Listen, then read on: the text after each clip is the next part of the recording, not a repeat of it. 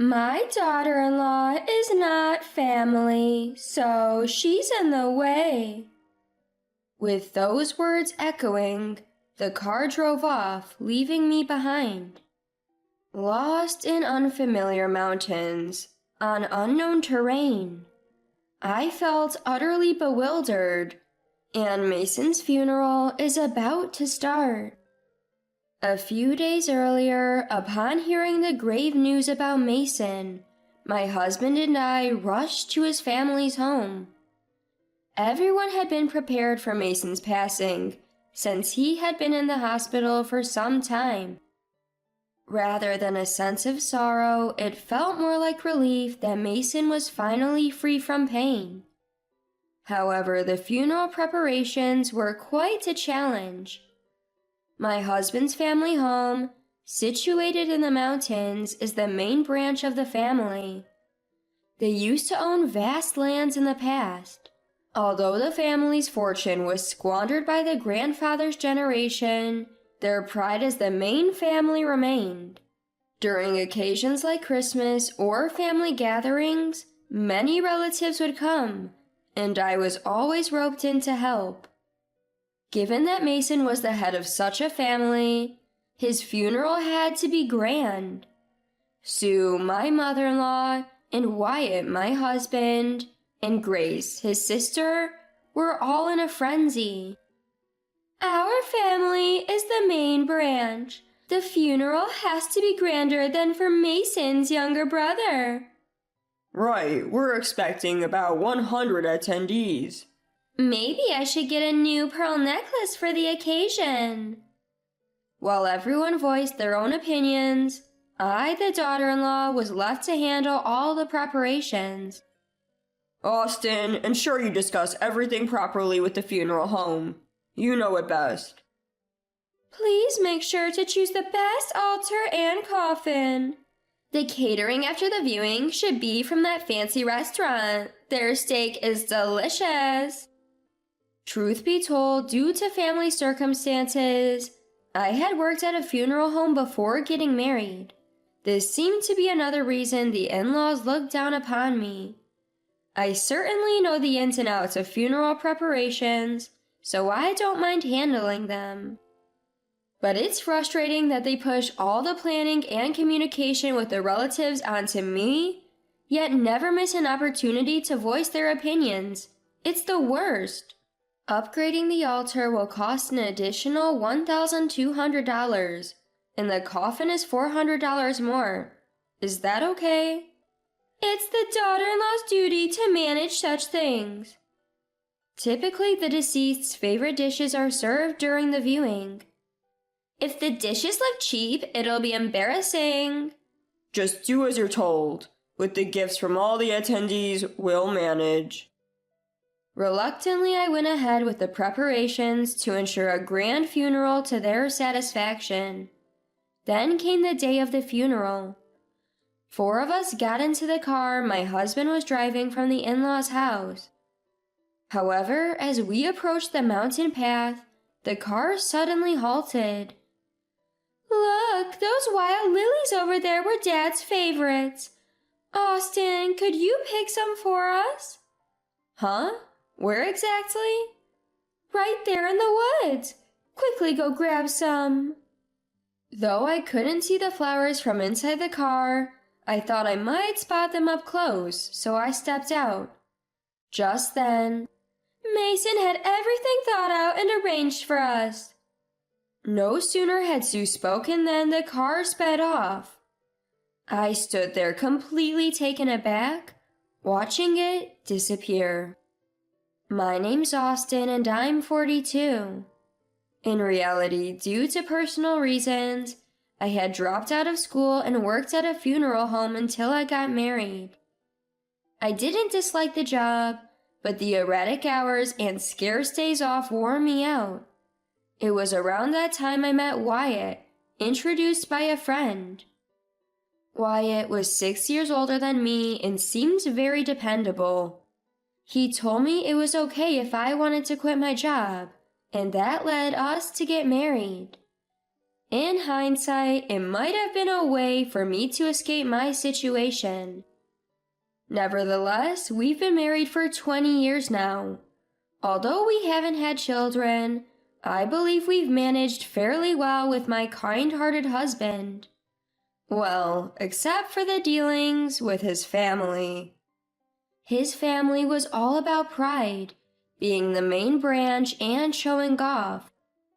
Whenever there was a family gathering or a Christmas, they'd go all out with a feast to welcome the relatives.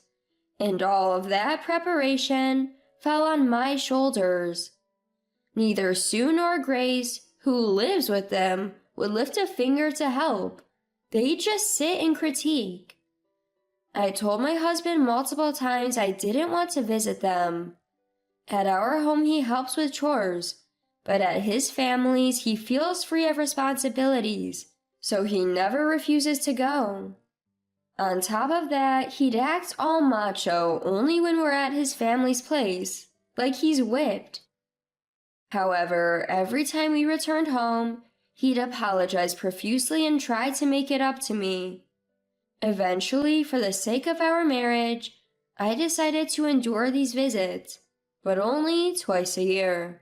But I never expected they'd dump the entire preparation for Mason's funeral on me. Look, Austin, you've got to handle all of Dad's funeral. What are you saying? I can help, but it's not all on me. Why not? You worked at a funeral home, right? You know everything about it. We have no clue about funerals. Please handle it. I reluctantly agreed, but that's when the nightmare began. The funeral home the hospital recommended has a bad reputation. Austin, can you find a better one? That funeral venue looked old, didn't it? Change it to a nicer one. White chrysanthemums are so gloomy. Pick something more vibrant. Every decision I made with the funeral director was criticized, forcing me to redo the arrangements repeatedly. In between, I had to contact all the relatives, arrange taxis for the elderly, and handle the return gifts. There was an endless list of tasks. Austin, I'm hungry. Can you hurry with the food? Anticipate our needs without us having to ask. Instead of grabbing a sandwich from the convenience store, they demanded meals from me. I'm swamped with funeral preparations. Wyatt, tell them to sort out their own meals. I finally asked my husband, but with the confidence from being home, he frowned at my request. But you're the wife. You should handle meals. Excuse me? Frustrated by his attitude and lack of support, I served them simple pasta. Wow, that's lazy. If you're serving pasta, you should add snacks. Yeah, Mom's right. Facing their unreasonable demands during Mason's funeral preparations, I realized arguing was a waste. I just did as told. I hope you're arranging the funeral as we instructed. The altar and coffin are top of the line. I finished contacting all the relatives and the return gifts already. No issues. There better not be any mistakes. Stop talking down to me, especially when you dump everything on me. After the viewing, my husband's attitude infuriated me, leading to a heated exchange. Mason appreciated me. He even called me before his death, thanking me for putting up with all your unreasonable demands. In my husband's family, only Mason treated me with kindness. Before he passed, he called just for me, saying, "Thank you for all you've done. I'm sorry for the unreasonable demands everyone constantly makes. Anyway, you know funeral preparations better. Just get it done." Is everything financially sound? After all, you've been demanding top-notch everything without checking prices. Just do what you're told. If you keep arguing, we might as well divorce. Taken aback by this sudden mention of divorce, I asked, "Are you serious?" Absolutely. My mom always said I should have married someone better. Excuse me? My cousin, who recently got divorced and came back to the family, is stunningly beautiful. She even won a university beauty contest. Wyatt told me. At the viewing, my aunt kept pestering me about marrying her after divorcing you, Austin. During the post-viewing dinner, while I was swamped with serving tea and cleaning up, Wyatt just sat there, sipping beer and chatting with relatives. I couldn't believe that was the topic of their conversation. As I fumed in silence, Wyatt's confidence grew. I kept telling myself to hold on just one more day until the funeral was over. The next day, we were on our way to the funeral in a car driven by my husband. But as we reached the mountain path, Sue demanded I pick lilies for Mason, and they left me stranded there. Usually my husband wouldn't pull a stunt like this, but there he was, smirking at me from the speeding car. He probably had that beautiful cousin he mentioned yesterday on his mind. At this point, whatever, I've done all I could for the funeral. The funeral service will handle the rest. Although being left was quite shocking, there was a slight relief in knowing I didn't have to oblige to the family's every whim anymore. My real issue now? How to navigate this mountain path in my funeral attire and heels. How am I supposed to make my way through this? Exasperated, I sat down by the road. That's when a car stopped in front of me. Hours passed and the funeral was nearing its end. Hey, where the hell are you, Austin?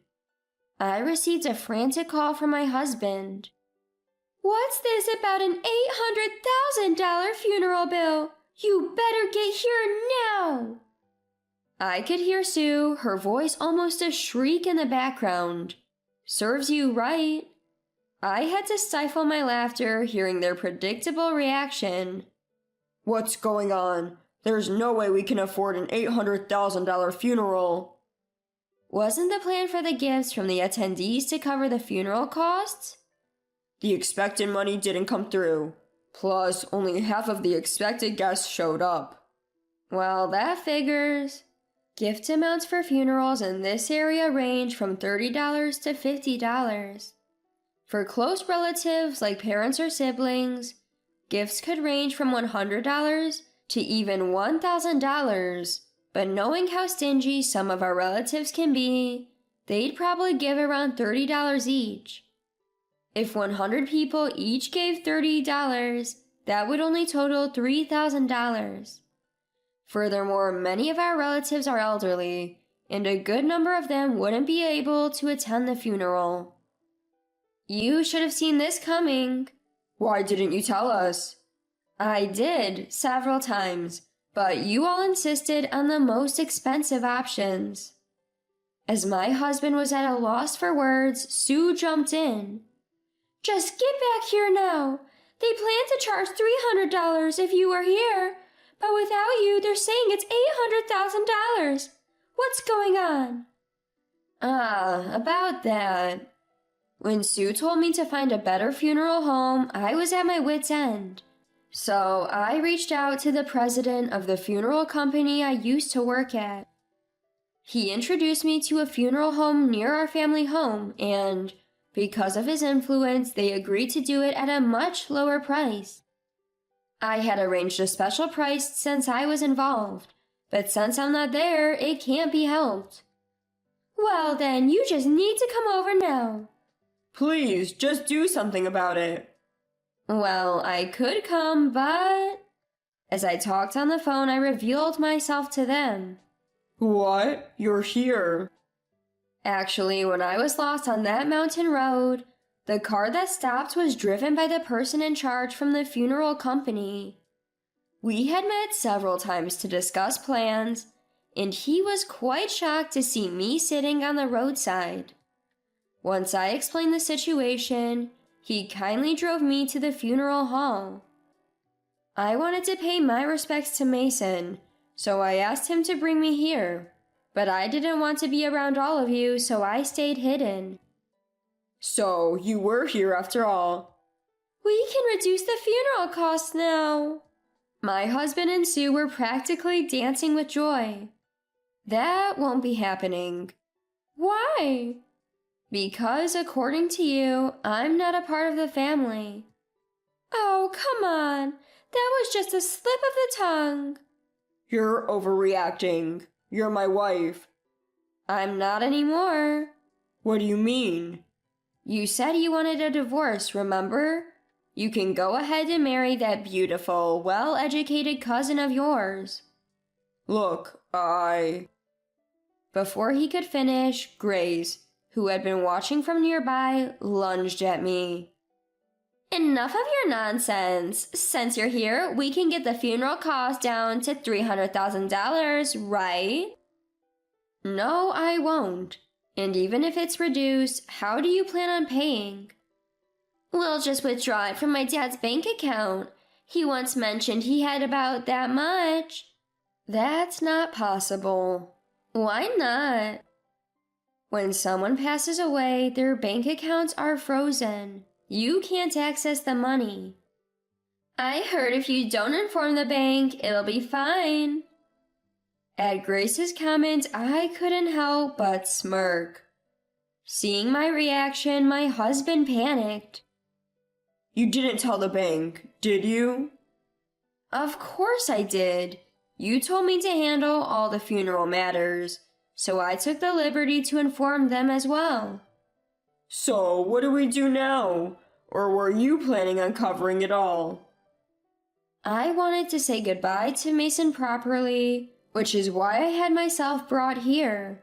But since I didn't want to be around all of you, I stayed hidden. I then pulled out a bank book and showed it to them. The bank book I was holding was given to me by Mason just a bit before he passed away. Mason had apologized for the past rudeness of his family and told me, since they'll probably have you handle all the funeral arrangements, please use this bank book to pay for the funeral expenses. He handed me a bank book with $300,000 in it. That's why I had consulted with the funeral director to ensure the costs would be kept within $300,000. But surely you can't withdraw that money, they argued. Actually, I can. I responded confidently. This account was set up with me as a pre-designated agent. In today's aging society, some banks offer a service where a person other than the account holder, if previously assigned, can withdraw funds. Mason was always so thoughtful, planning even for times he wouldn't be here. I said, "Hand over that bank book," they demanded. I won't. Mason gave clear instructions. If you ever treated me so poorly, I was to take this money as a settlement and divorce. Mason once shared with me, You know, I married into the family just like you, Austin. I truly understand how you feel. He was brought into Sue's home, who was an only daughter, in order to keep the family legacy. Although the previous generation had squandered most of the family wealth, leaving only the house they lived in, Sue and the relatives would often look down on him and say, "You, as the son-in-law, should just stay quiet." That's why Mason always cared for me. When he gave me the bank book, even knowing he didn't have much time left, he was more concerned about my well-being than his own. But that's Mason's inheritance, right? Daughter-in-laws don't have any rights to inherit, she retorted. Don't worry, he had left a will with a lawyer, and he told me it's clearly stated in there. I responded. The trio, unaware of my conversations with Mason, were stunned to learn about the existence of a will. Well, the funeral is done, so I'll take my leave. Just a heads up, Sue apparently spent most of Mason's savings. There's hardly anything left. What?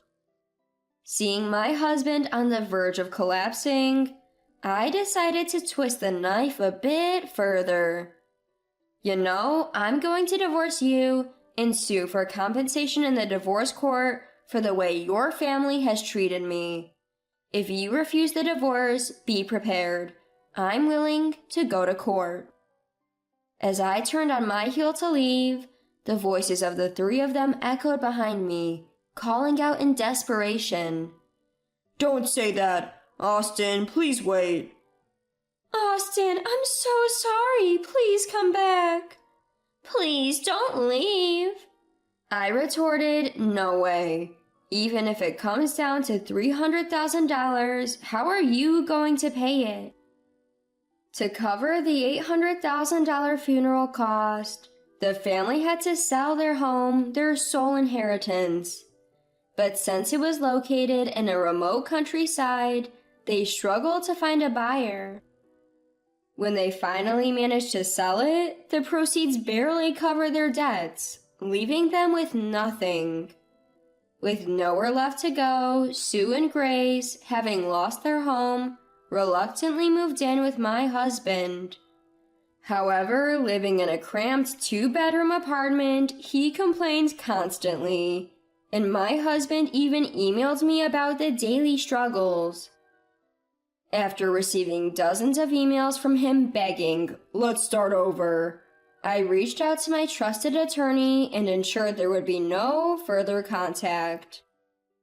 I finally freed myself from the burdensome in-laws and my spineless husband, who was constantly swayed by Sue and Grace. Now I'm genuinely happy. Reconnecting with the funeral home's president during Mason's funeral arrangements led him to offer me a position, saying, "Would you like to come back?" I began working there again.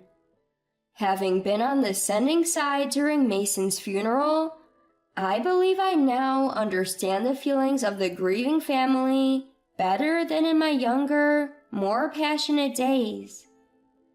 I'm hopeful that I can now offer funeral services that genuinely support and empathize with the bereaved families.